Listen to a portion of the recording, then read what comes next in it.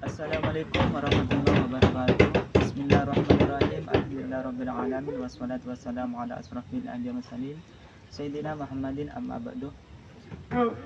Sahabat yang dirahmati Allah, alhamdulillah dalam kesempatan sore hari ini kita bisa bermuajah dan bisa melaksanakan puasa sunnah bulan Rajab, dan semoga kita bisa sampai puasa di bulan Ramadan. Amin amin ya rabbal alamin.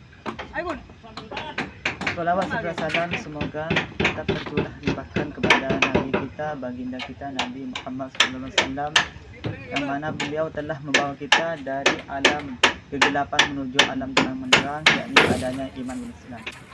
Sahabat yang dirahmati Allah Subhanahu wa taala, saya sebagai wakil panitia dalam pembangunan Masjid At-Taufik mohon doa dan dukungannya untuk mendonasikan demi kelancaran pembangunan Masjid At-Taufik yang berada di Desa Batu Kaben, Kecamatan Konang, Kabupaten Bangkalan.